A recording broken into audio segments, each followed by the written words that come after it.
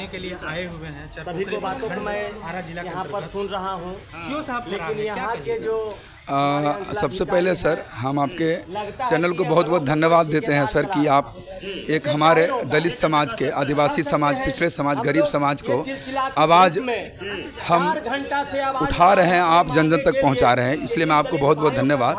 सबसे पहले बता दूं सर कि आज ये चरपोखरी अंचल अधिकारी को जो हमने ये मांग पत्र सौंपने आए थे, ये घेराव नहीं है, आंदोलन नहीं है सर। हम एक संवैधानिक तरीके से इनको मांग पत्र सौंपने आए थे। आरा जिला समता मूलक संग्राम दल के आरा जिला इकाई के तहत हम इनको बोलने आए थे कि जो आपके जो मनुवादी, जो तानाशाही जो अधिकारी है, चाहे अंचलाधिकारी हो चाहे एसडीएम हो, जो आप इटौरा में हमारे दलित को बसे हुए पिछले 40 साल के घर तोड़ दिए हैं, ये न्याय संगत नहीं है, ये संवैधानिक नहीं है, असंवैधानिक और अन्याय संगत है। तो हम उसी संवैधानिक और न्याय संगत तर्क से मांग करने आए थे आपको 4 दिन पहले परमिशन ले करके कि श्रीमान आप जो ये सोच करके तोड़ रहे हैं कि इन गरीब दलितों का अब कोई नहीं है, तो उनका समता मूलक संग्राम दल है। ये कान में रुई लगा के जो सो गया थी, बहुत जल्दी अपनी कान की रुई खोल ले। ये सोच रहे हैं कि हम घर तोड़ देंगे, पीछे के दरवाजे से भाग जाएंगे, तो अब इनको भागने हम नहीं देंगे। इसलिए मेरी मजबूती के साथ मेरी संवैधानिक मांग है कि जो इटौरा ग्राम में आप घर तोड़े, इटौरा नहीं पूरे बिहार में ये सरकार और ये अधिकारी मिलजुल के जो तोड़ रहे हैं, भाई ये बताइए सर कि वो दलित कल तो घर नहीं बनाया था, परसों बनाया था, वो पिछले 40 साल पहले घर बनाया था। तो 40 साल आपके पहले ये मनुवादी सरकार कहाँ थी? सो रही थी, नींद में थी, कहीं ना कहीं दलाली कर रही थी, भू माफियाओं के जेब में बैठा हुआ था, भू माफियाओं का ये नौकर बन गया था, उनका खरीदारी गुलाम बन गया, तभी ना दलितों को घर तोड़ दिया। नहीं, इनका औकात नहीं कि दलितों को घर तोड़ देंगे। ये जिस दिन दलित अपने औकात पर आ जाएगा, इनकी कुर्सी के पीछे पेट्रोल लगा देंगे हम, ताकि इनको जगह नहीं मिलेगा बैठने के लिए। आज ये दलित का घर तोड़ रहे हैं, वो दिन दूर नहीं 25 में इनको कुर्सी पर जगह नहीं देंगे, हम कुर्सी हटा देंगे इनके चैम्बर से, ताकि आप क्षेत्र में जाइए। आप भाई अंचलाधिकारी काम क्या है?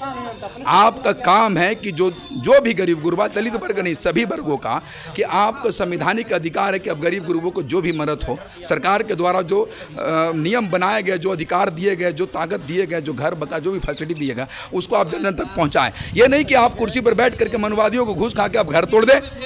आपने बिना नोटिस दिए इटौरा के घर तोड़ा है, किसके तहत भाई?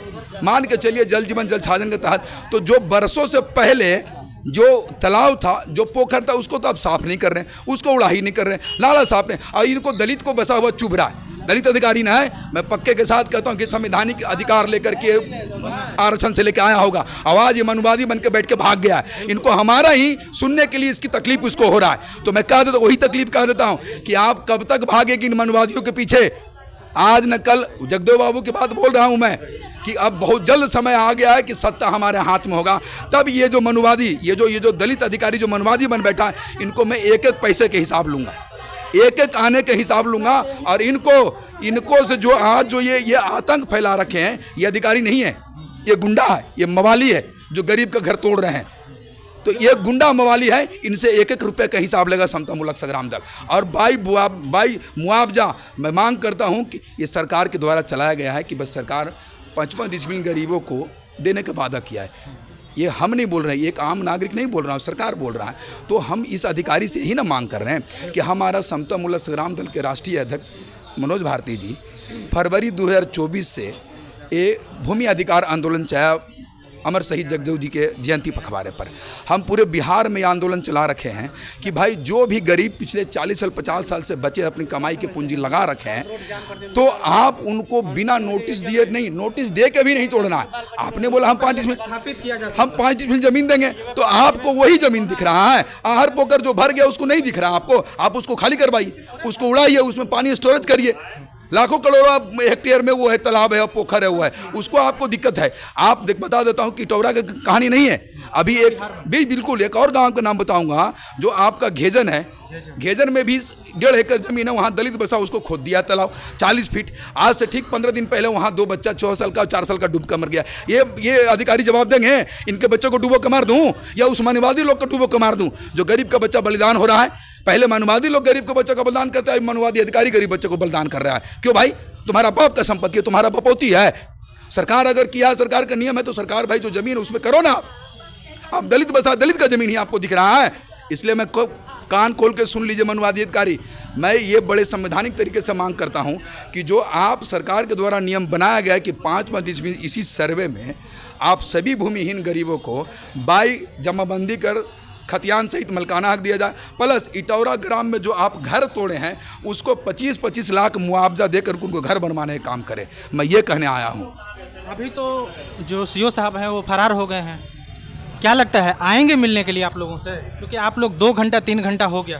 ये भागेंगे सर, ये चोर है, भगोड़ा है, ये चोर और भगोड़ा है। कल तक जब ये अधिकारी नहीं थे तो ये आम जनता था, दलित का बेटा था।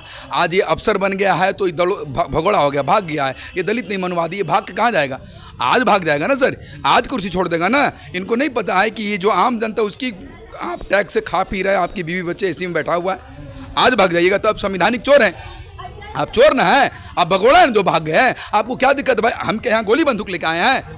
अरे भाई हम एक मांग पत्र और एक संवैधानिक रूल से आए हैं कि श्रीमान हमारा एक मांग है कि भाई आप जो घर तोड़े हैं उसको 5 डिसमिल जमीन इस सर्वे में आप नाम करिए, प्लस उनको मुआवजा दीजिए।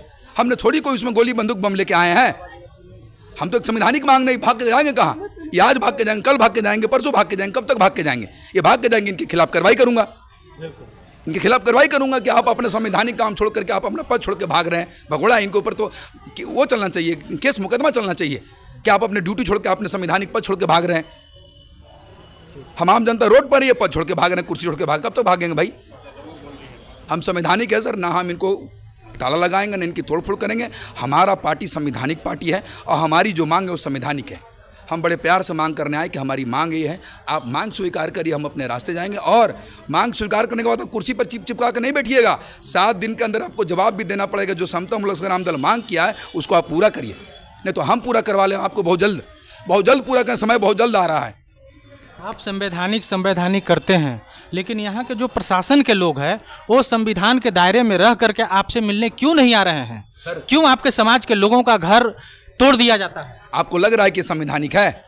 अगर संवैधानिक होता, संविधान में अधिकार दिया गया कि हम अपनी मांग किसी भी उच्च अधिकारी के पास, किसी भी सरकार जो सत्तासीन सरकार के पास हम रख सकते हैं अपनी बात को। तो मैं कैसे बोलूं कि यह अधिकारी संवैधानिक है? हम तो संवैधानिक अधिकार मांगने आए ना। अगर अधिकारी भाग रहा है इसका मतलब क्या संवैधानिक काम कर रहा है, तो इन्हें भागना नहीं चाहिए।